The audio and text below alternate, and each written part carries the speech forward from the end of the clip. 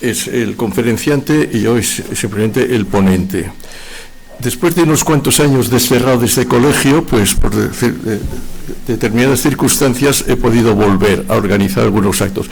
Debo agradecer al presidente de la delegación, Pablo Nistal, el haber sincronizado con esta intención de hacer esta conferencia que tiene, podríamos decir, casi 20 años de retraso. Esperamos que se acomoden los recién llegados. Pasen ustedes, señores, pasen, acomódense, por favor. César, aquí hay sitio. Bueno, bien. Este acto estaba previsto con motivo de que en el año 2015, 10º aniversario del metro, escribí un artículo que se llamaba Decámetro, 10 años de metro, imitando un poco al Decamerón, pero en plan suave. Y la última frase decía: me alegro de haberme equivocado hace 10 años, porque fui de los bastantes que cuando se anunció el proyecto del metro, pues teníamos nuestras dudas, discrepancias, y entonces aquella frase pues me bendijo. Incluso Agustín Presmanes me dijo: ¿cómo has cambiado? Digo, no, es sencillamente reconocer un error del pasado. Bien, y esto se ha ido, esta necesidad se ha ido incrementando a medida de que a través de la divulgación por los medios y de un periodismo desgraciadamente bastante banal, se ha estado con reportajes de periodistas eclipsados quizá por la moda de Foster, y más a raíz de su intervención en el agresivo proyecto del Museo de Bellas Artes, pues que se está escribiendo con mucha frivolidad. Todo es Foster. Son estos mismos periodistas que confunden los coches de los metros con los vagones. Los vagones son para las mercancías, no para las personas.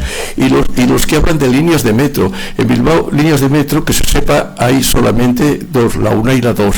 El otro son ferrocarril subterráneo metropolitano, de otra compañía, de Euskotrenbide. Entonces hay que exigir rigor y que se hable con propiedad, y más cuando se utilizan medios públicos de gran difusión.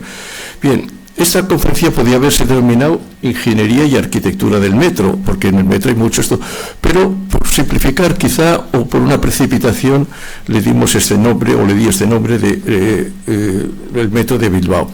Y en este colegio parecía que era interesante, pues que en esta Casa de la Arquitectura, hablar precisamente de este tema.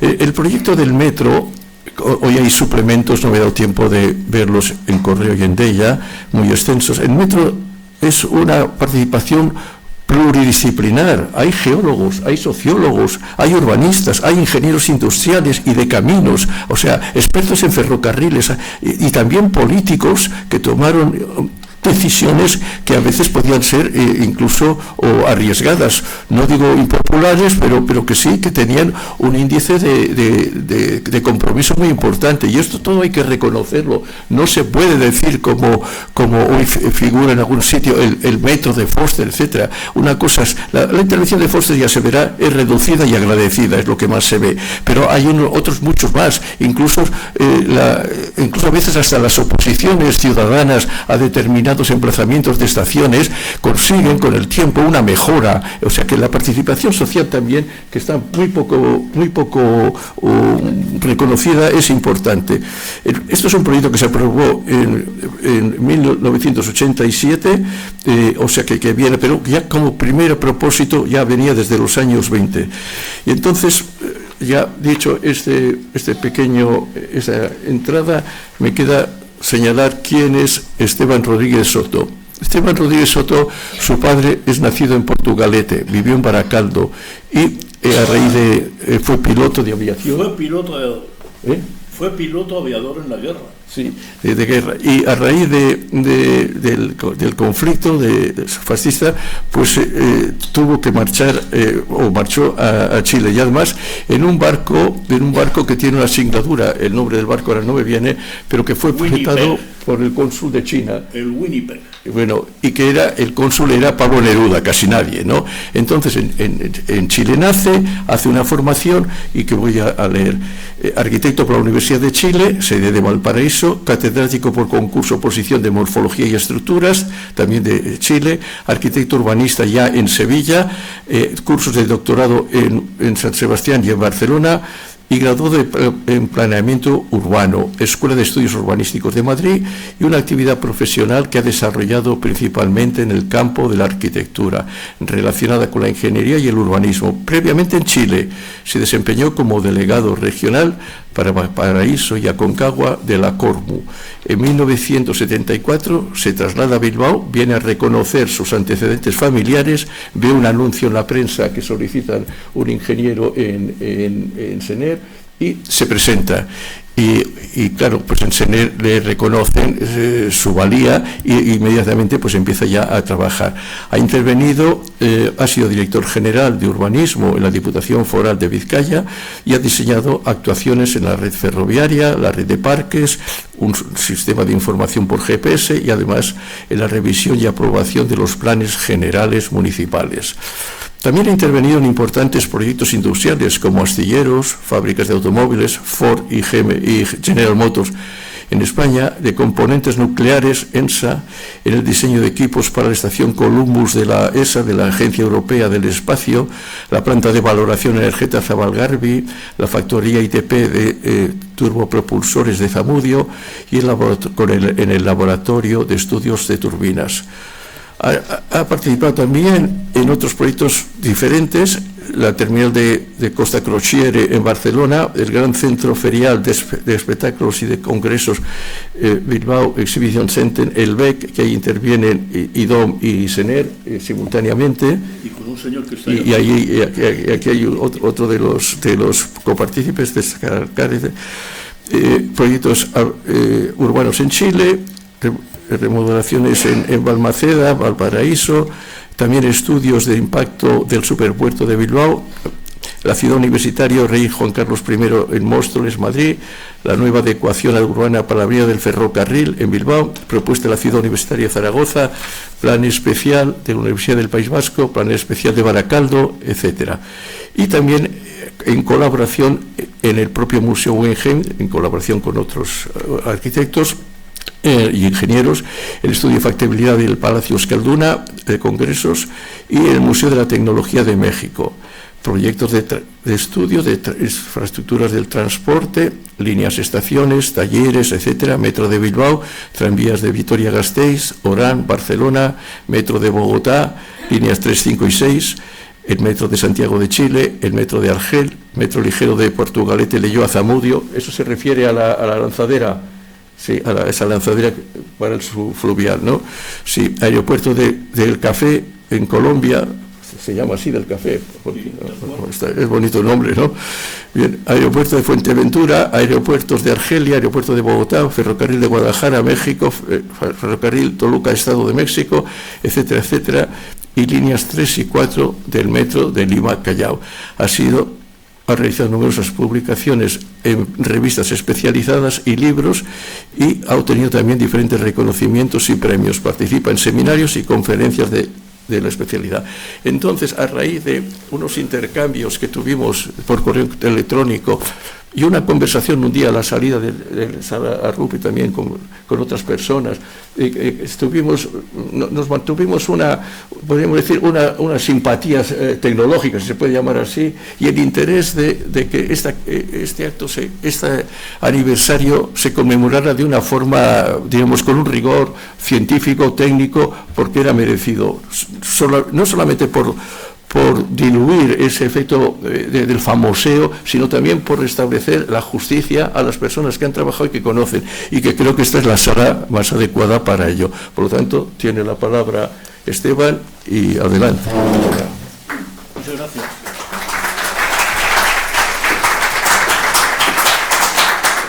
La mayoría de esas cosas es por ser viejo, ¿no? Esa es una de las cosas que tiene llegar a viejo, que se te engorda el currículum.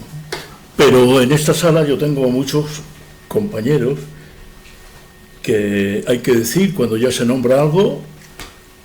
Por ejemplo, el plan especial de Baracaldo, para poner aquello, aquí hay una compañera que fue la que lo redactó. Yo le dije las direcciones y no es cierto. Doña Susana, colega que desarrolló ese plan, y lo que hemos hecho en el BEC. Ahí está otro compañero que además es de otra empresa, pero sin embargo nos juntamos para ello.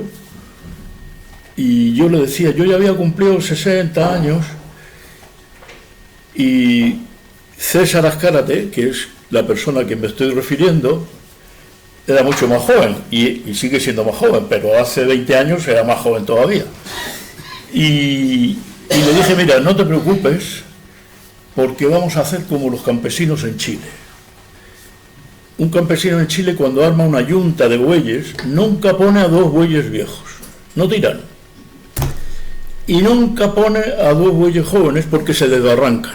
Y lo que les soluciona mejor es poner en la yunta a un buey viejo y a un buey joven. Y creo que esa yunta que hicimos con César resultó más o menos bien, ¿no, César? Sí. Y por lo menos que en algún momento las relaciones entre los colegas se envenenan, pues puedo decir que hemos terminado siendo amigos. Bueno, vamos a empezar entonces por eso, porque si no nos vamos a ver cómo funciona esto, claro. Entonces, la idea de construir en Bilbao un metro es antiguo. Fíjate que al inaugurarse en Madrid el metro en el año 19, la gente de aquí pues se veía con ganas de que también hubiera un metro aquí. Y el Ayuntamiento de Bilbao, en la década de los 20, se imaginaba un servicio de esa manera, o sea, por la Gran Vía y por lo que ahora se llama Autonomía, ¿no? Y el Casco Viejo, rodeándolo. Vino la Guerra Civil, la escasez de recursos económicos, no se retomaría hasta décadas después. A partir de los años 70 se estudiaron varias alternativas para dotar a Bilbao de un ferrocarril metropolitano. Los primeros proyectos prescindían de todo lo existente para construir una red al estilo de las líneas más modernas de Madrid, con estaciones situadas a gran profundidad, lo que facilitaría la construcción, pero dificultaría la accesibilidad. Estaban de moda incluso los metros soviéticos, fundamentalmente el de Moscú y el de San Petersburgo, que tienen una gran profundidad, pero con unos tremendos cañones, y claro, los rusos de ese tiempo dijeron que ellos no hacían palacios para los dirigentes, pero sí para el pueblo, y vamos a tener los mejores metros del mundo, y los más caros también, porque tenían una profundidad mayor que el fondo del río. O sea, al pasar los túneles por debajo del río tenía que haber una tapada lo suficientemente segura para hacer el túnel. Y tenían, pero el precio era extraordinariamente caro. Entonces, en la economía de Bilbao no podía tomar como referencia ese tipo de metros. Cuando se crean las autonomías, se nombran las primeras autoridades vascas y prácticamente todas ellas, no todas ellas, porque el primer Lehendakari no se acordó mucho del metro, pero el Lehendakari por otras cosas renuncia, sale y se hace un gobierno de coalición. Y en ese gobierno de coalición el proyecto se nombran las primeras autoridades y entonces la idea en general es aprovechar al máximo las infraestructuras y adaptarse también a la geometría, a la geomorfología del terreno. Entonces, la línea 1, inaugurada en noviembre del 95, que ahora estamos celebrando porque fue el mismo día que hoy, recupera en gran parte el ferrocarril de Bilbao a Plencia, que ya existía, y por este mismo motivo se construyó en vía métrica. Yo personalmente había participado en las cocheras de Sopelana, y esas cocheras pues se estaban comprando las nuevas unidades para el tren de Bilbao-Plencia. Y entonces toda la línea Bilbao-Plencia se adaptó, porque los trenes eran nuevos, al ancho métrico. El Metro de Bilbao se puede decir que es una obra excelente. Su diseño innovador encierra otros aspectos que han posibilitado el reconocimiento de los usuarios y también de los expertos internacionales. El esquema en Y, con un tronco común en la trama urbana de Bilbao y su bifurcación en dos ramas, una para cada margen, es un sistema inédito. Yo personalmente no lo conozco en ningún sitio. Nos decían mucho, oye, la gente, cuando vais a pintar los trenes de diferente color, porque si están en Indauchu esperando para ir a Santurce, a lo mejor terminan en Plencia, si los trenes son iguales. Algo de eso alguna vez he conocido que alguien se ha equivocado, pero generalmente no. Juan Mario Andrés fue una de las primeras autoridades y él creó las bases para el Euskotren. O sea, no una compañía, digamos, independiente y privada como la de Bilbao-Plencia, sino específicamente que dependiera también del gobierno vasco. Había dos ingenieros que trabajaban en lo que se llamaba antes el Gran Bilbao, que era una cosa incluso que dirigía la famosa alcaldesa, y la famosa alcaldesa había contratado al señor Antolín y al señor Burgos, que tienen una sino una conformación política muy diferente, pero eran compañeros trabajando allí. Entonces, cuando Enrique Antolín le crean como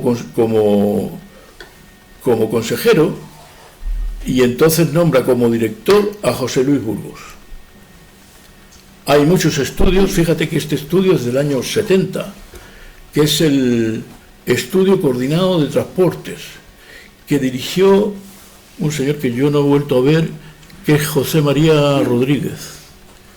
Pero ahí estaba gente de SENER desarrollando esto. Y yo me acuerdo, y van a ver esto, que casi me da vergüenza mostrarlo, no teníamos en ese tiempo buenos planos para hacer urbanismo. Y entonces las bases, el de fotocalco de SENER, cogían varias fotos aéreas y las pegaba más o menos para que pudieran tener una escala parecida. Y entonces lo que se decía en eso, teníamos ya un diagnóstico de la fíjate en ese tiempo, un diagnóstico de la comarca. Porque nosotros decíamos, o yo personalmente, que Bilbao era una ciudad lineal, que tenía en un extremo a Santurce y en otro extremo Las Arenas. Y decíamos, y eso es como una bisagra, porque lo que pasaba por el puente colgante era mínimo. Pero entonces teníamos...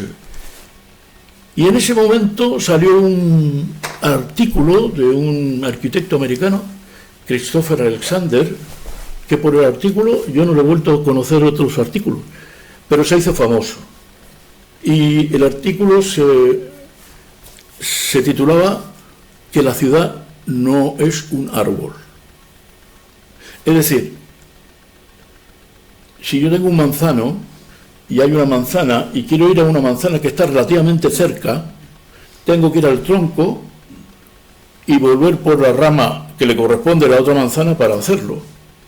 En cambio, lo que decía es que la ciudad no debe ser un árbol, sino que debe ser una trama. Y estábamos de acuerdo con Christopher Alexander. Y entonces dijimos, bueno, ¿y en Bilbao qué se podría hacer para que se transformara en una trama? Pues se solucionaría sacando el puerto hacia el Abra, y que ya había empezado con los trabajos que se habían hecho a principios del siglo, se habían puesto cosas ya en el Abra importantes que también se habían hecho en Sener, como los hilos, y entonces decía, no, se tiene que ir poco a poco avanzando hacia el Abra toda la actividad portuaria, y que los buques no pasen por el puente colgante para atrás. Y no solamente que no pasen, sino que vamos a poner un montón de puentes donde hubiera una calle, un puente o una pasarela, y con eso estaríamos creando una trama en la ciudad. Bueno, tenemos 2 puentecitos más, pero ese es el camino urbanístico.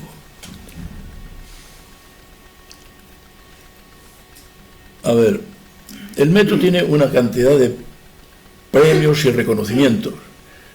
Tengo aquí una lista, pero la lista se queda corta, porque aquí me faltan más de 20. Entonces, tiene premios incluso de limpieza, de accesibilidad. Hasta los chiquiteros le han dado un premio, porque dicen que gracias al metro pueden irse a la casa, incluso con algún chiquito de más, pero en metro y no conduciendo. Bueno, la singularidad tanto del trazado como de las estaciones han tenido éxito por varias razones: por el atrevido diseño arquitectónico, los reconocimientos internacionales y la eficiencia. Destacan las cubiertas de acceso, las estaciones con diseño de caverna, su funcionalidad y los premios que ha recibido. Tengo que decir, humildemente, que la caverna la discutimos en ese plan de construcción, mucho antes que Foster se hiciera cargo de ello, y estábamos proponiéndose al gobierno vasco, y la gente del gobierno vasco con buen ojo nos dice, oye, ¿y vosotros habéis hecho algún túnel? Y no habíamos hecho ningún túnel, y estábamos proponiendo una caverna de 16 metros, subterránea. Pero teníamos unos jefes, sobre todo mis jefes directos, que éramos bastante lanzados. De la misma manera que cuando habíamos estado haciendo lo de la ciudad, nos habíamos puesto en contacto con Marcial Echenique, y Marcial Echenique empezó a hacer el modelo, y lo sigue haciendo todavía. Entonces fuimos a buscar, oye, ¿cuál es la gente que más sabe de túneles? Y dice, Mott, Hay and Anderson. Después han cambiado nombre, pero era Mott, Hay. Pero para daros una idea, ha sido el que ha hecho los túneles que van por las riberas del Nilo para impedir que el Nilo se contamine, unos túneles preciosos, y los túneles para pasar de Francia a Inglaterra por debajo del mar. O sea, llegan aquí y llegan con otro ingeniero que había nacido, él ni sabía, bueno, él tenía nacionalidad británica, pero había nacido en Checoslovaquia, en esa zona que se cambió en la guerra. Él se pasó a Inglaterra, tomó la ciudadanía, se casó, ciudadanía inglesa, se casó con una colombiana, Y entonces, como ya hablaba checoslovaco, hablaba inglés, hablaba francés, hablaba alemán, pues aprendió español. Pero era experto en las líneas ferroviarias en túnel. Y ese señor se llamaba Peter. ¿De quién estoy hablando? De nuestro querido Peter. Se me olvidó el nombre. Y entonces ya llegaremos a ello. Y fue un hombre decisivo, porque Sener lo contrató para la puesta en marcha, porque mira, te voy a contar una anécdota. Este hombre siempre andaba en la maleta con estas cerchas, estos transportadores. Usaba un lápiz 2H o 4H, lo afilaba mucho y era capaz de hacer los planos de las vías con un ángulo, porque aquí va a haber un cambio tangente 15, aquí va a haber esto, otro. Eso es muy especializado. Y este hombre lo hacía perfectamente. Y una vez yo le pregunto a un delineante, oye, ¿cómo tardas tan poco tú en hacer los planos que los datos te pasa este hombre y tú eres capaz de hacerlo rápidamente? Y me dice, ¿sabes lo que hago yo? En el ordenador, claro, ya con el AutoCAD, le pongo una lámina transparente y lo calco. Y el error que pueda tener es el ancho de la mina, fíjate, de 2H. Y entonces este hombre era especialista en eso, Sener lo contrató y este hombre, a pesar de que ya era muy mayor, trabajó en la puesta en marcha del metro. Y cuando terminó la puesta en marcha, lo contrató y fuimos compañeros en metro. Bueno, pero estos son los instrumentos previos hasta que se llegó al plan de construcción del 85-87. Fíjate, empezamos es uno de esos estudios, se crea el consorcio de transporte, se hace un plan de construcción de la red ferroviaria y los que hicimos un levantamiento de todas las redes ferroviarias que había en Bilbao. Y les puedo decir que en el Bajo Nervión había más de 14. De las minas, de diferentes empresas. Y también, por ejemplo, la transformación que hemos hecho de los ríos. El río Gobelas, ¿dónde desagua? El Gobela, pues desagua en la ría de Bilbao.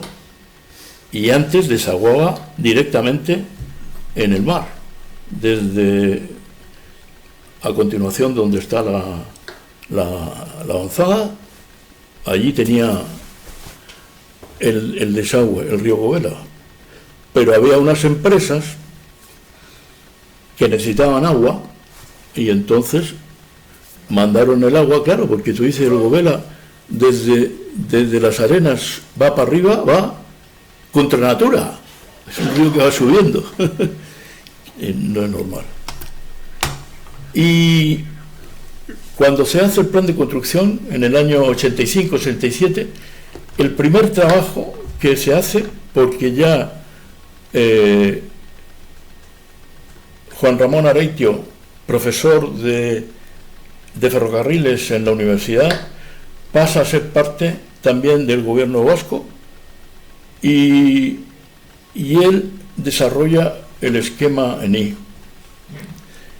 Voy a hablar un momento de una cosa que lo aprendí siendo jurado de un concurso. Esto no tiene nada que ver con la Estrella de David. Que ahora está un poco desprestigiado. Son dos triángulos y un triángulo tiene la ética, la estética y la estática. Y el otro triángulo tiene la forma, la estructura y la función. Siempre los que estamos y queremos normalizar un poco el el trabajo del diseño, siempre nos topamos con estos 6 conceptos. Y ya te digo, en ese jurado, de quien aprendí esto, de otro miembro del jurado,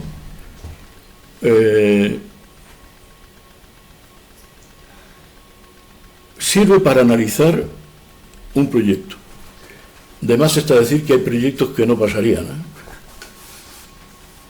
algún proyecto famoso aquí cerca no pasaría.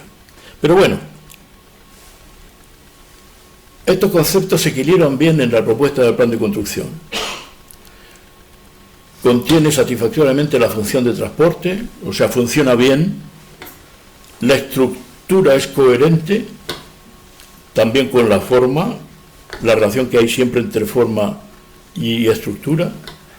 Y por otro lado, ética. Cuando hablamos de ética no es que hablemos de la ética que normalmente se conoce en el comportamiento urbano, sino que en los materiales. O sea, cuando tú tienes un material y lo tratas como debe tratarse ese material, estamos hablando de esa ética.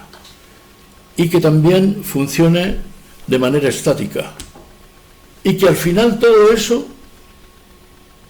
tenga una estética aceptable. El modelo de Bajo Nervión desarrollado por Marcial Echenique fue la base para los elementos básicos de una línea de metro. O sea, que Marcial ya estaba estudiando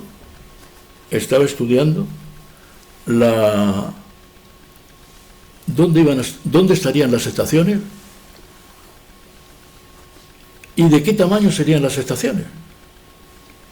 Pues tengo que decir que el modelo que ha desarrollado Marcial es de los pocos modelos del mundo, yo no conozco ninguno que haya acertado en más de un 90% como el de Bilbao. O sea, hizo... Y entonces a Marcial cuando decía, ¿pero cómo? ¿Vais a llegar hasta Plencia? Pero si en Verango, en Sopelana, no hay nadie en ese tiempo. Y Marcial decía, ya irán. Y efectivamente, ¿dónde están las bocas de acceso? ¿Y de qué tamaño? Pero es que este hombre hasta... Gracias, tenía por aquí. Este hombre dimensionó la cantidad de máquinas de estas de control de entrada. Algunos pensábamos en ese tiempo, nos gustaba mucho el sistema del metro de Viena. El sistema del metro de Viena no tiene canceladoras, no tiene... Tú compras un billete por un día, si es que vas por un día, por 2 días, por 3 días, una semana o 6 meses. Entonces, cuando entras por primera vez con ese boleto, ahí lo tienes que marcar, pero en una cosita pequeña. No es una canceladora. Pum, pum. Y entonces hay inspectores que te piden el boleto y si tú no has cancelado es como si no tuvieras el boleto. Pero entonces la estación es totalmente diferente porque no va con personas. Y cuando lo propusimos, claro, la gente de Bilbao quería controlar a la entrada y a la salida para poder cobrar exactamente por tramos, ¿no? Pero bueno, o sea que se calcularon incluso el número de canceladoras. ¿Y por qué se calcularon? Porque las canceladoras hay que ponerlas en algún sitio y eso ocupa lugar. O sea, ¿yo qué le voy a decir al arquitecto para que sea con mezanina o sea con cualquier cosa? Le voy a decir, oye, y en la estación de Indauchu va a tener que haber, qué sé yo, 10 canceladoras. Y luego se arregló mucho cuando se hicieron las canceladoras en doble sentido. Porque tú ves que viene alguien de frente esperas que pase y puedes pasar tú. Entonces, el resultado entonces del modelo, como fue óptimo, el asunto resultó bien. Y entonces, ¿qué podemos decir que hizo el plan de construcción? Pues definió las principales características de la línea 1. Y ya se definió la Y con un tronco de Bilbao, con 2 ramas. Se propuso también la estación dentro de una gran caverna, con una mezanina. Y se quedó con una característica, no es como alguna estación en Francia, que hay escaleras y solamente puedes ir en un sentido o en otro. Aquí andamos muy bien. Entonces, el primer documento realizado inmediatamente después del plan, cuando ya Juan Ramón Areitio pasó a ser parte de... Era un hombre además de mucho humor, era mucho mayor que nosotros, pero me acuerdo que a veces estábamos reunidos y cuando tú decías algo y él no lo quería aceptar, se sacaba el monedero, sacaba una peseta y me decía: toma, chaval, para que te calles. Y una vez se lo dijo a una compañera que se cabreó mucho, porque le dijo eso. Y entonces ya vamos teniendo, con las ampliaciones, que yo no las manejo tanto, pero se fue haciendo la Y y después con la propia Y, pero que ¿cómo no va a pasar por el Hospital de Cruces? Y pasó por el Hospital de Cruces, no como está ahí. Y empezamos a tener las estaciones en caverna y con las canceladoras. Y Marcial Echenique, que está trabajando con Moreno Nervión desde el 77, define el número y tamaño de las estaciones para incluirlos en el plan de construcción. A partir de diciembre, las instituciones vascas asumieron la gestión del ferrocarril de Bilbao-Plencia. En el 86 estaban en servicio de la mano de Euskotren, las nuevas unidades de la serie 200, que en un principio eran las unidades que se pensaban que se iban a usar. Hicimos las ¿cómo se llama?, las cocheras de Soplana, ahí intervine yo también en ese proyecto, y resulta que el propio Areitio, cuando dice: no, aquí vamos a tener que comprar otras unidades, porque teníamos unas pendientes muy fuertes, sobre todo, por ejemplo, me acuerdo la pendiente de Las Arenas, desde digamos, Neguri, la bajada que tiene para meterse allí y luego sigue.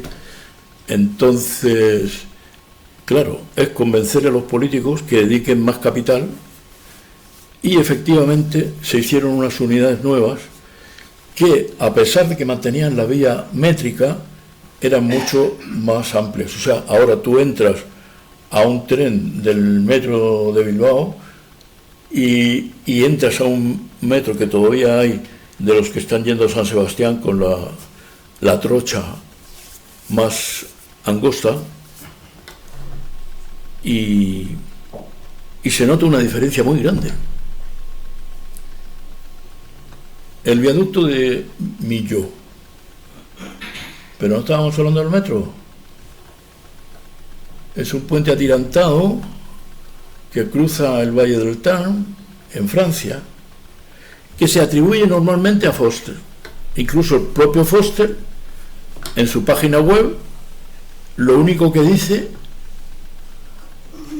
es la descripción, que tiene 16 secciones, que pesa tanto, que la altura es tanto, que... Bien, que los cables de acero apoya en 7 gigantescas pilas, que van hasta 250 metros de altura, que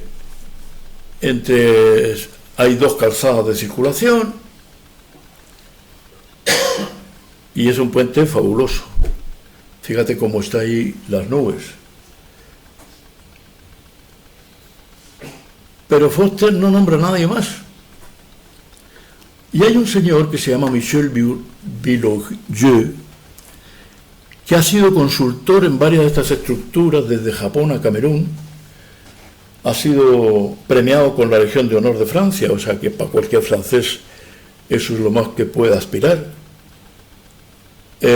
Han tenido innumerables premios, como el de Normandía. Ese que veis ahí es el premio, es el puente de Normandía, que está en el estuario del Sena. En su día fue premiada también. Y este señor dice que el puente de Millau es una proeza arquitectónica y tecnológica. Aquí está Michel Vilogieu. Y dice, no compito con Foster. Me da igual que se atribuya a mi obra. Entiendo a Foster cuando se atribuye la autoría de él solo y me nombra a veces solamente como consultor, a pesar de que yo comencé en el 87 y Foster se incorporó en el 93. No es grave, me es igual. La idea, que es de 1990 y que es mía, pero el viaducto no hubiera sido tan bueno sin la colaboración de Foster. Además, sin él, seguramente no hubiera resultado elegido el proyecto en el concurso que convocó el gobierno francés. Los miembros del jurado querían un nombre y el trabajo de Foster fue formidable. Resultó muy agradable y fructífero trabajar juntos. O sea que este señor, aparte de ser buen ingeniero, es una buena persona. ¿Eh? Sí. Inteligente. Volvamos al metro. Entonces, José Luis Burgos, para hacer constructivo ese metro que se había definido en el plan de construcción, dice, vamos a hacer un concurso. Vamos a hacer un concurso y vamos a invitar a una, o sea, pero por invitación. Y creo que tenía incluso un pago de honorarios. Y llama a todos estos que veis aquí, a los de Metro de Viena, los españoles, Saiz de Oisa, los italianos de Gregotti, en fin, Santiago de Calatrava, que en ese momento estaba muy esto, y también llama a Foster. Pero personalmente yo, que había intervenido en el plan de construcción, me cabría mucho y dice, oye, ¿y por qué no nos invitan a nosotros? Y me encuentro por la calle con José Luis Burgos. Y le digo, oye, tú has invitado ahí a la playa y a los atorrantes nos dejáis fuera. Me dice, no, si estabais en la lista. Pero vino tu jefe y me dijo que no les interesaba. Me llevé un cabreo y yo buscando a nuestro jefe, a Ernesto Ferrandiz, que en ese momento andaba de viaje, le pillo por teléfono y le digo, oye, cabroncete, ¿qué has hecho? Joder, nos has dejado fuera. Y me dice, mira, es que yo estoy llegando en el avión de la tarde, ¿te parece que tomemos una cerveza ahí en los Tamarises? Bueno, porque las discusiones de más contenido siempre las hacíamos en los Tamarises. Y que queda cerca de Sener. Y entonces, tomando una cerveza, y me dice, mire Esteban, hay 9 o 10, 1, 2, 3, 4, 5, 6, 7, 8. Hay 8 invitados. O sea, que si nos invitan a nosotros, íbamos a ser los 9. Yo te respeto mucho como arquitecto, funcionas muy bien con nosotros. Pero hacia afuera, ¿tú te sientes de la misma nivel que esos que han invitado? No, yo podría hacer algo, pero me dice, mira, tú imagínate que tenemos una décima parte de posibilidades. Que fuéramos todos iguales, incluso anónimos, que fuéramos todos iguales. Sin embargo, cuando haya que elegir alguno, seguro que no nos eligen a nosotros. Está Foster, está Calatrava, está, qué sé yo, Zaide Oiza, que en ese tiempo estaba ahí, los italianos de Gregotti, que estaba de moda también. Y entonces dice, pero mira lo que he hecho. Yo ya estoy hablando con el gobierno vasco y le estoy diciendo, oye, yo no sé qué arquitecto vais a contratar después del concurso, pero ninguno de esos arquitectos tienen una ingeniería. Y esa ingeniería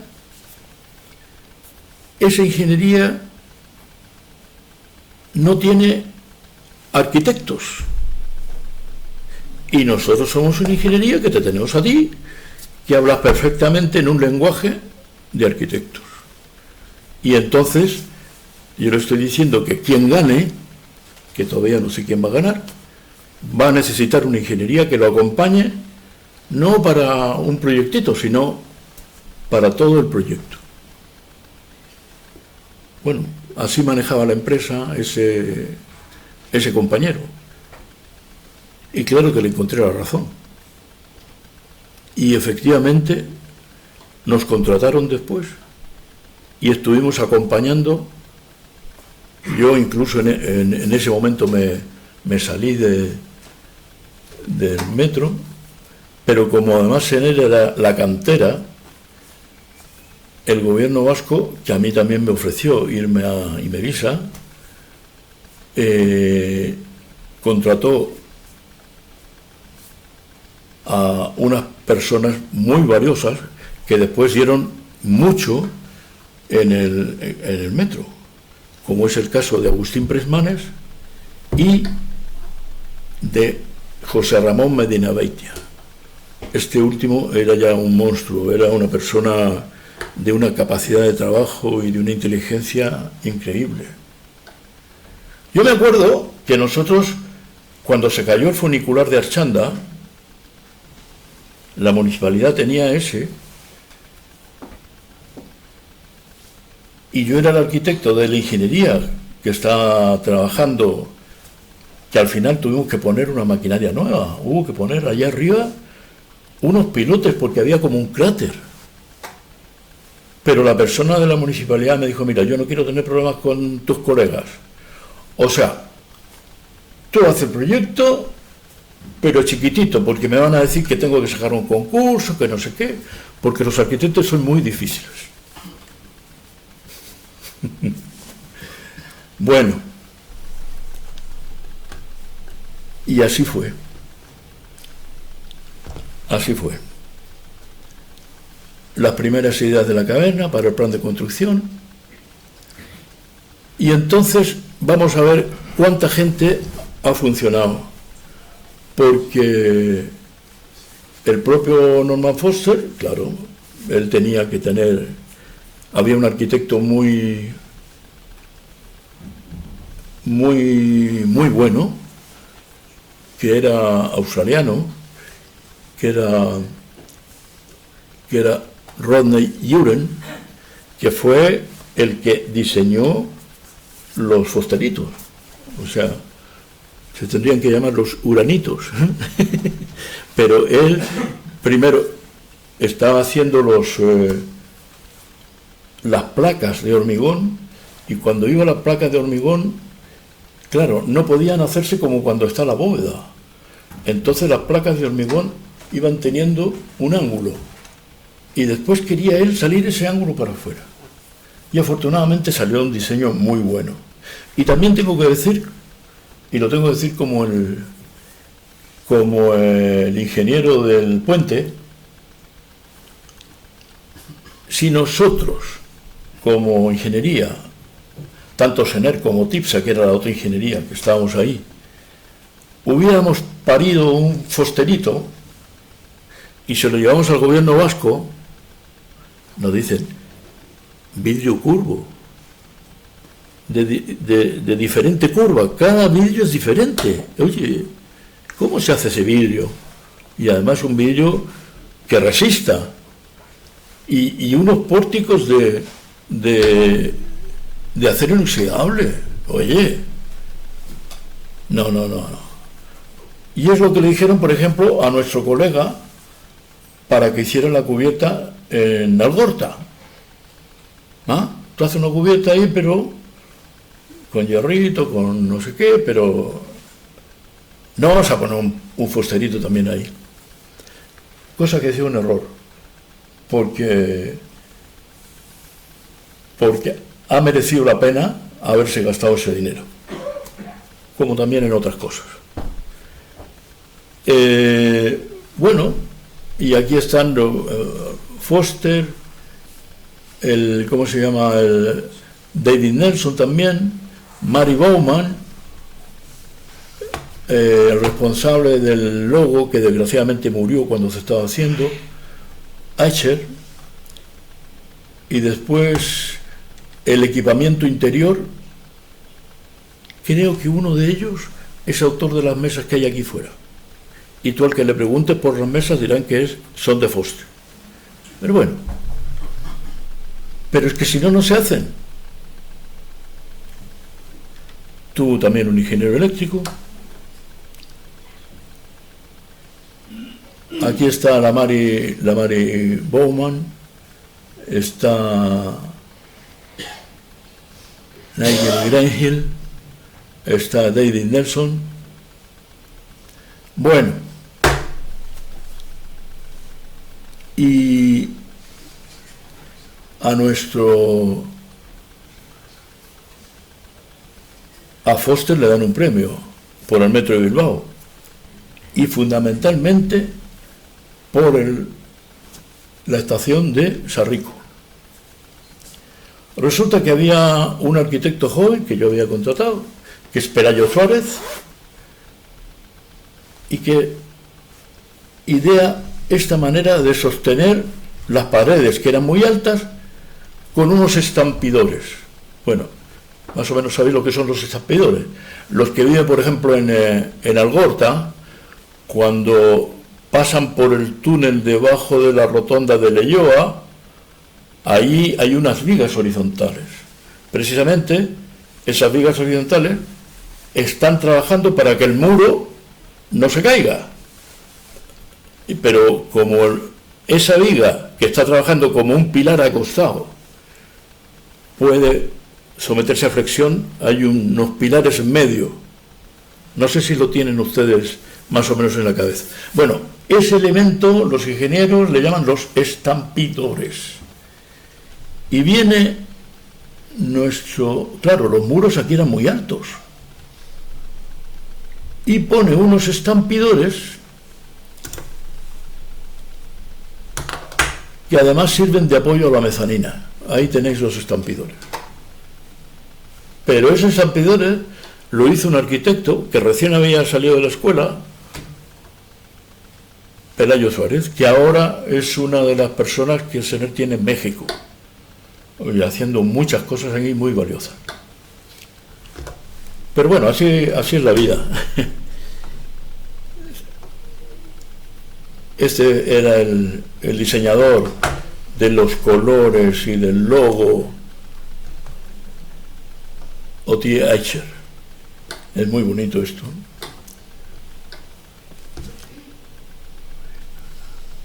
La base del concurso, además, cuando saca el concurso el gobierno vasco, entre todos esos, las bases del concurso, pero a efecto informativo, le dan el plan de construcción que habíamos hecho nosotros. Y Foster no cambia ni las estaciones, porque todo lo demás cambiaron.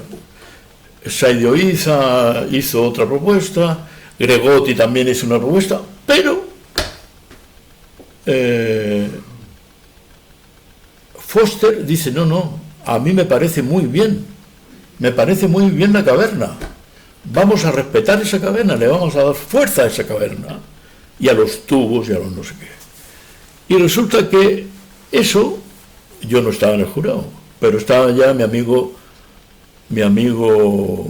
Madinabeitia y pues Manes andaba por ahí, sí, bueno. Y entonces, este es un dibujo de Foster. Y dice, a la caverna o a las... no le pongamos falso techo, no le pongamos una pared como se hace en la mayoría de los metros. Saquémosle partido a la caverna. Pongamos unos materiales limpios. Y entonces hay que reconocer que ahí Foster acertó. Y aquí Foster, cuando ya estaba poniendo los elementos, porque nosotros decíamos, ¿y eso?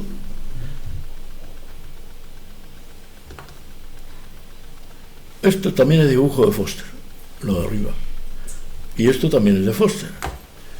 Nos respeta totalmente la caverna y los ascensores, y se pueden enganchar al Fosterito. Hizo un dibujo muy bonito que decía que a él le gustaba mucho la caverna y pintó un corazón. Esto es de la mano de Foster.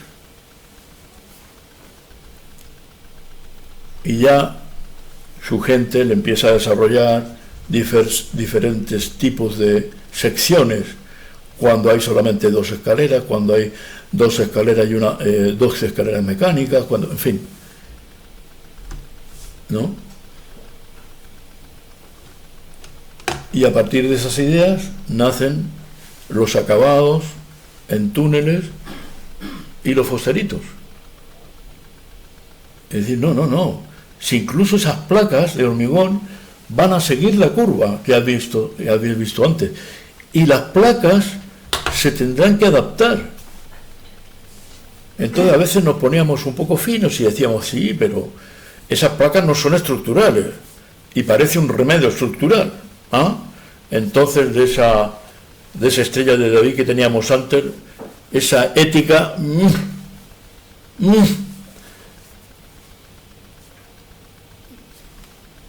pero bueno, pero se forzó esta utilización.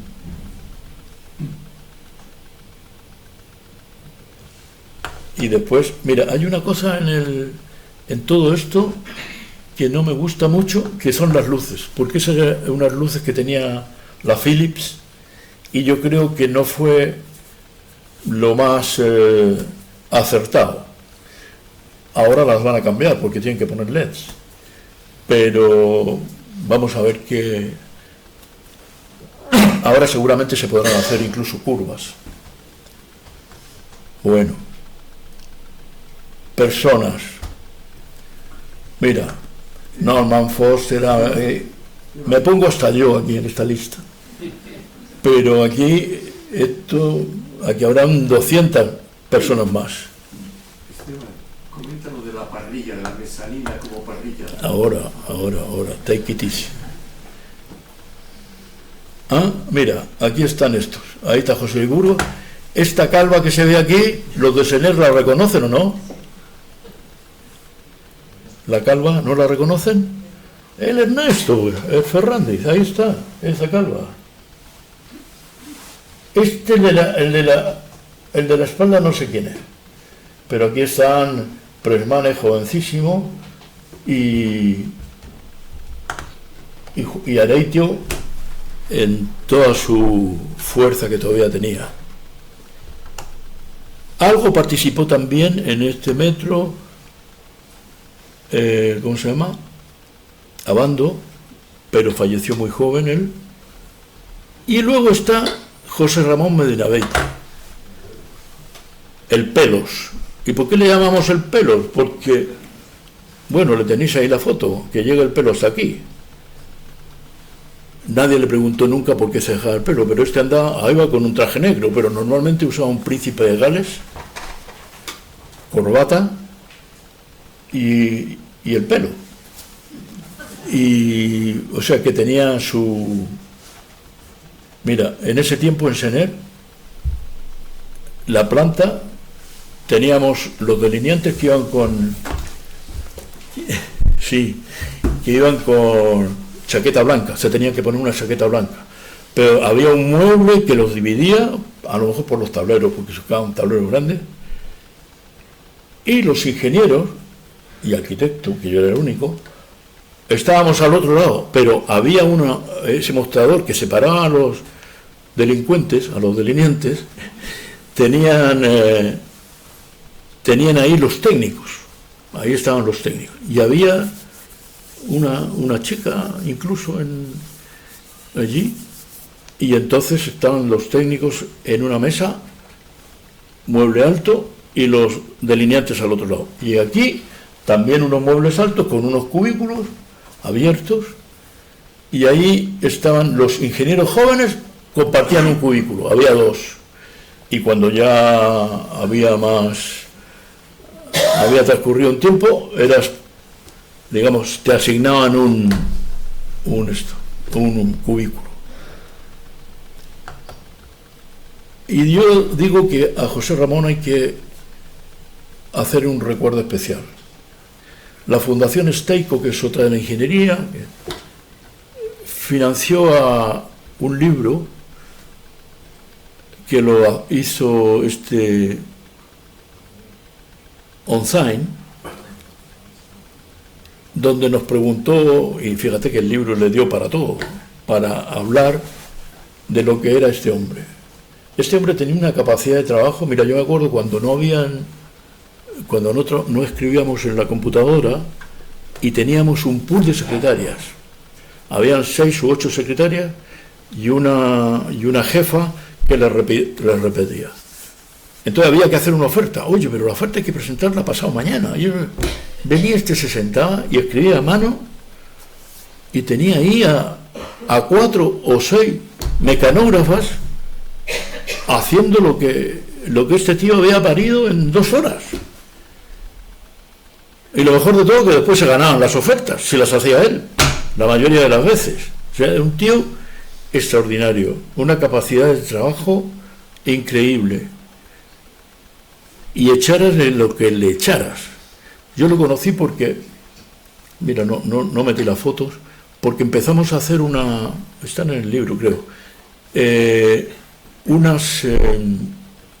astillero en Algeciras. Y ese astillero era diferente porque el proyecto era una H, porque el buque se hacía en un dique, pero costaba mucho hacer el dique y después hacer las bolas de 40 y tantos metros de diámetro para llevar el gas licuado. Y entonces, ¿qué es lo que les habían parido los ingenieros? Entre ellos, Chechu Ribacoa, que es otro para darle de comer aparte, que fue uno de los niños de la guerra.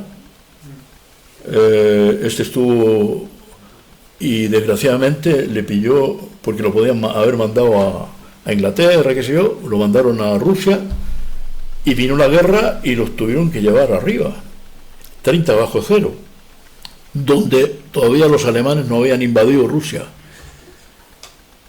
Y nos decía que cuando les llegaba un pedazo de carne, cada 15 días, le enseñaban que tenían que morderlo 40 veces por lo menos, masticarlo 40 veces, para aprovechar toda la proteína que tenía allí.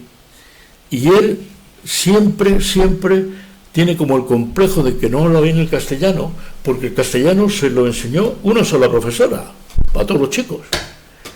Afortunadamente era una asturiana, como él me cuenta, que se abrió, y este hombre tiene un castellano que ya lo quisieran algunos. ¿Y sabes con quién estudió después la ingeniería en la Unión Soviética? Nada menos que con Timochenko. Timochenko es el mismo que hemos estudiado todos, pero cuando se fue a Estados Unidos, que ahí se fue a la Universidad de Michigan y ahí le imprimieron los libros y qué sé yo. Pero Checho estudió con Timochenko allí. Y además dice que todo lo que él sabe de estructura, que es mucho, es por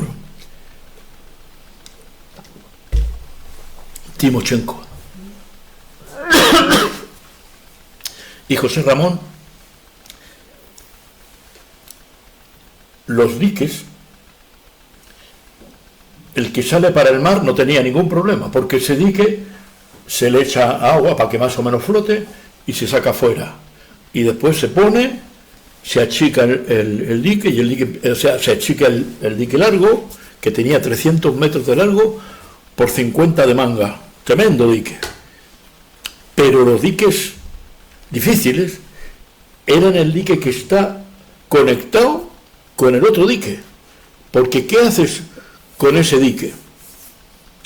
Y entonces ese dique se guarda en una especie de closet, de armario, y ese dique se mete en ese armario para que pueda entrar el agua, porque el diseño era inundar los barcos, dejándole una boca, para llevar por la tierra esas bolas de 50 metros, dejarlas en su sitio, se metían unos buzos para atornillar esas bolas ahí, y después se achicaba el dique y quedaba el barco con las bolas.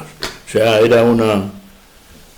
Pero ese dique era muy difícil porque además, cuando estaba ya puesto, tenía que pasar una grúa por unos raíles. O sea, el dique tenía que estar en su sitio, una grúa de 400 toneladas. O sea, no pasaba cargada, pero era... Bueno, y entonces este hombre hacía eso, como después hacía cualquier cosa. Entonces, yo le conocí también, y los que le han conocido de aquí se acordarán de lo que era José Ramón fuera de la oficina. Un día mi hija, vivíamos ahí en Algorta, iban al colegio, al catecismo, y mi hija me pregunta, oye, me dice, uno del pelo largo que dicen que trabaja en Sener, ¿tú le conoces? Hombre, claro, José Ramón. ¿Y de qué le conoces tú? No, porque nos da catecismo. Entonces, tenía tiempo para dar catecismo. Y no solamente daba catecismo, dormía poco, eso sí, ¿eh? Su mujer tenía una farmacia, le iba a hacer la guardia a la farmacia, porque a él lo que le gustaba era buscar, tener un sistema a través del polen para saber la edad de las excavaciones arqueológicas. Entonces quería ser también arqueólogo. Pero cuando va a la universidad y dice, sí, pero usted para ser arqueólogo tiene que hacer primero historia. Pues hizo historia. Se doctoró en historia. Y después se hizo con una memoria a propósito del polen. El tío andaba con unos frascos digamos que no estaban contaminados, y recogía polen con unas brochitas y después las miraba y decía, esto es de tal época y qué sé yo. O sea, pero además trabajando, bueno, y entonces ahí estaba en Sener, estaba en un tiempo haciendo ofertas para obras marítimas, y Presmanes ya estaba en el metro, y entonces Burgos le dice, oye, ¿y si el Pelos se viene a trabajar con nosotros, qué? Uy, bueno, no sé qué, y se fue. Mira, hacía trabajar a toda la gente, tanto a los de dentro como a los contratistas, como a todos, o sea, con con una cantidad de trabajo, los coordinaba a todos y eso es lo que estaba. Bueno, este era un ingeniero increíble, increíble. Yo pienso que el metro tuvo mucha suerte de contar con él. Este se hizo los subfluviales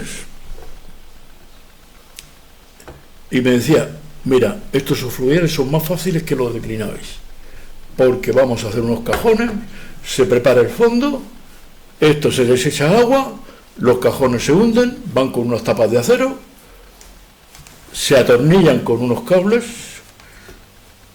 se conectan con las redes del metro, se les quita el agua, y se les hormigona encima para que puedan... ¿no? Y no sé si os acordáis, pero al principio del metro, cuando pasaba el metro entre San Mamés y el Deusto, olía. No sé si os acordáis de eso. Pues le digo, no me digas que huele. Es que no he viajado, métete. Y vino este tío en un fin de semana, resolvieron el problema también. O sea, era un tío fuera de serie. Pero fuera de serie como ingeniero y como persona. Bueno, y aquí está, mira el nombre que me había olvidado antes, Víctor Wagner.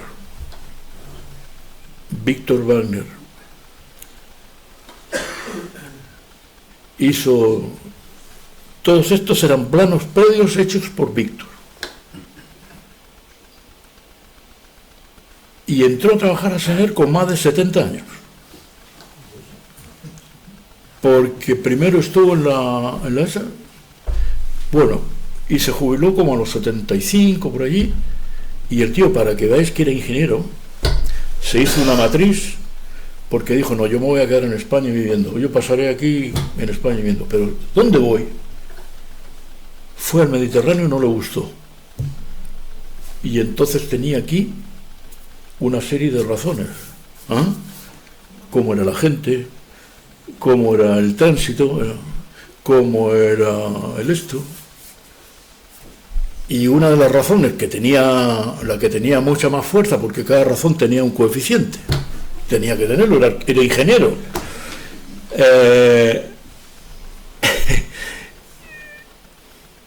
El queso azul. Y el queso azul de Asturias pues ganó. Y se fue a vivir a Asturias. Allí falleció. Y un día, mi jefe, Ferrandiz, viene la viuda y le pide conversar con él.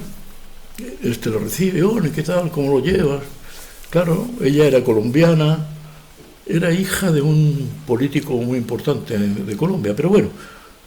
Y le dijo, no, mira, traigo un encargo que me pidió Víctor, que él ha trabajado en Checoslovaquia, ha trabajado en Hungría, ha trabajado en Polonia, ha trabajado en Londres, ha trabajado en muchas partes, dice. Y nunca puede comparar cualquier sitio de trabajo con España, y concretamente con vosotros. Ah, pues mira qué bien. No, le dice, te pedí un favor, que es el deseo de él. Abre la maleta, saca un tiesto y le dice, mira, estas son las cenizas de Víctor. Y me ha pedido que las echemos en el jardín de esta empresa. Bueno, y le dijo, pero hazlo tú y no me digas dónde. En cualquier sitio de aquí, es bastante grande el jardín. Y ahí están las cenizas de Víctor.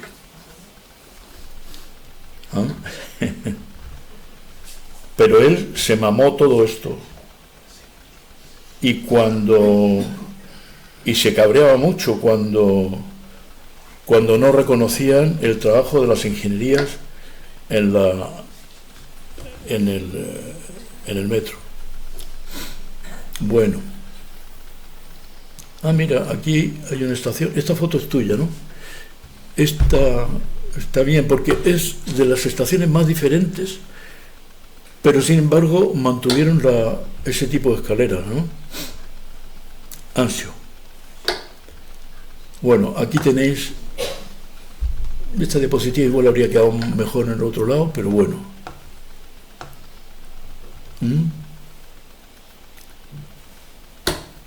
Estas las que tenemos allí en relación con Euskotren. Esta es la estación más diferente y aquí tenemos la de Sarrique. Ah, mira, aquí tenemos los estampidores. Otra cosa notable es que tampoco yo lo he visto en ningún otro metro, ¿eh? Mamariga. O sea, llegas al final de Santurce y te subes a un funicular. Mira, ahí están metiendo un carro, que tiene la pinta como el carro de... Y ahí va... ¿Habéis utilizado alguna vez esto, no? ¿Habéis ido? Y si no, por favor, lo tenéis que conocer. ¿Cómo va ese funicular? Sube 50 metros y camina 500. Claro, fíjate que yo no sabía, porque no estaba... Y en un viaje voy por arriba y veo un fosterito arriba, en el cerro. Y dice, ¿qué hace? Y ahí me dice, no, súbete. Muy bien. Muy bien. Bueno, esto no lo calculó el modelo, pero la salida de San Mamés, y no se hace como se hace en Madrid. En Madrid cierran las estaciones que están cerca del Bernabéu, por ejemplo, para que la gente vaya caminando a las otras estaciones, porque si no... Y fíjate que estas no tienen ni siquiera puertas. Bueno, esto es lo que habías pedido tú. ¿Cómo se cuelga la mezanina? Cuando estábamos estudiando ese cuelgue, a alguien se le ocurrió decir, oye, ¿y qué pasa si viene un tren quemándose? Vamos a tener eso como una parrilla. Empezamos a parir en ese tiempo y a alguien se le ocurrió que lo podíamos hacer esos cuelgues de tubo hueco, pero grueso de tubo, todo comunicado también con las vigas, pero todas comunicadas, y conectarlos a la red de agua. Y entonces, conectado a la red de agua, iba a funcionar como un califón, que el califón no se funde porque pasa el agua y el agua sale caliente. Pero aquí calculamos hasta el incremento de temperatura. No llegaba a 2 grados, ¿eh? El agua. Pero los del consorcio de agua dijeron, no, el agua es nuestra, no tenéis que meter aquí, preferiríamos que no.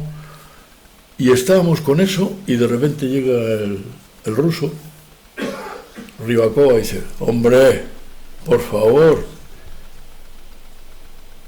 eso se hace con acero inoxidable de alto punto de fusión. Estamos haciendo un avión, el avión europeo de combate, y ese estaba calculando las toberas que se movían para variar el chorro, y decía, ¿qué temperatura creéis que va ahí a la salida del chorro de un avión? Pues llegamos casi a los 2000 grados. ¿Y aquí a cuánto vais a llegar? Bueno, el incendio, 800. Bueno, hombre, entonces. Y eso es lo que se hizo. Con acero de alto punto de fusión. Y además, un compañero, fíjate qué bonitos son, su tuerca, la tuerca a la derecha y a la izquierda, hay un agujerito en la tuerca para poder girarlo, y hay una contratuerca aquí unos bulones que trabajan al cortante perfectamente.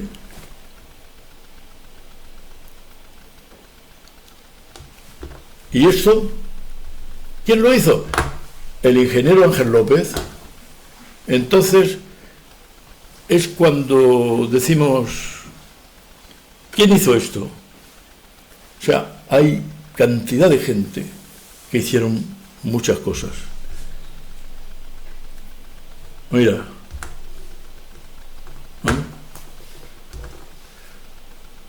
Bueno,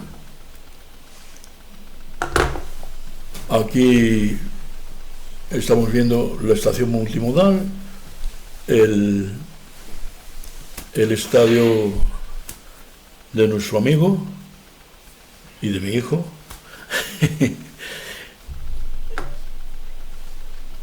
Y luego, en sus ampliaciones, el metro de Bilbao ha llegado a Santurce, el 4 de julio del 2009, a Mamariga, a Ariz, a Basauri, a Cabieces, y esto sigue. La línea 4, la línea 5.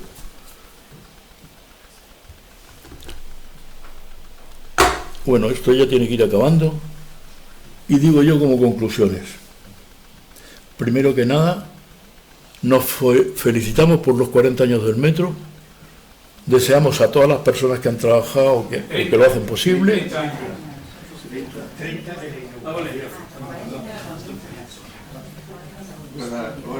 Sí.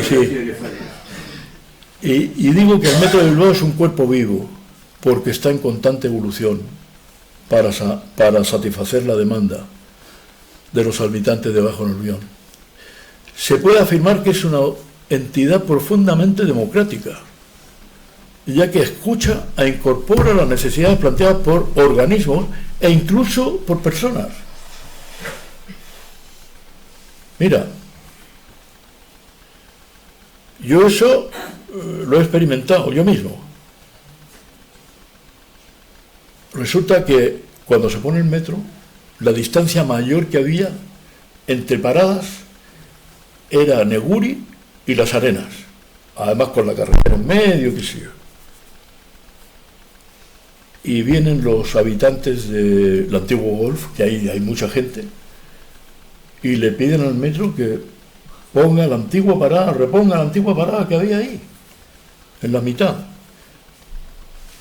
Y ahí se hizo la estación de Govela. Me llamaron a mí y ¿qué se podía hacer? Una con andén central, porque no podíamos tener andenes laterales, porque es muy estrecho. E hicimos una estructurita de unas placas de hormigón con unas bolas arriba para que la gente que estuviera esperando no estuviera en la lluvia. Y se hizo la estación de Govela, que no estaba en los planes. Había otra que sí estaba en los planes y que se ha hecho ahora, porque también está en una parte recta, la que está antes de llegar a Sopelana y a esto, y que tiene un garaje fabuloso. Y me copiaron la cubierta, pusieron la misma cubierta que la de Govela ahí. Y está muy bien que la pongan, para eso la pagaron. Entonces, han intervenido grandes cantidades de técnicos, políticos, empresas, representantes vecinales, etc. Porque es injusto atribuir una autoría, incluso por el aspecto, a una persona o a una firma determinada, por las intervenciones más o menos individuales. Yo considero que siempre han sido compartidas y equilibradas. Y por ahora, eso es todo. Muchas gracias.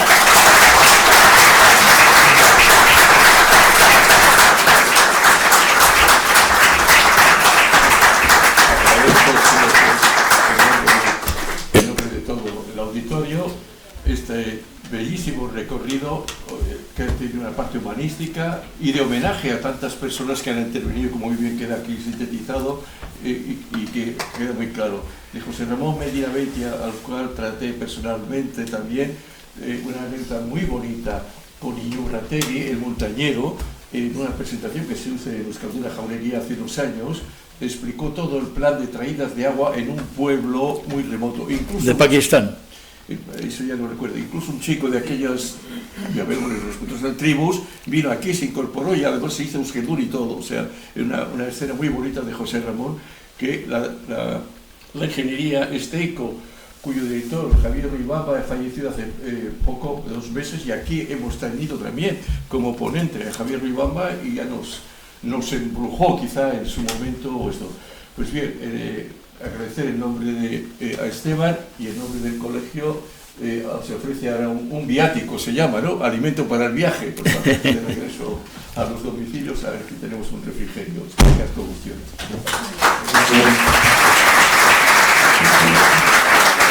Gracias. ¿Alguna pregunta? Bueno, también ahora podemos charlar.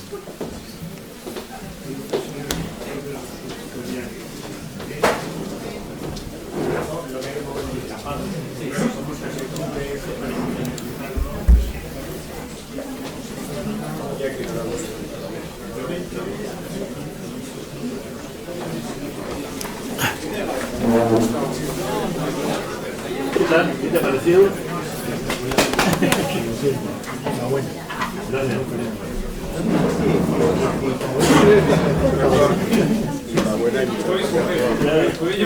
Por esta charla. Este era el boy home.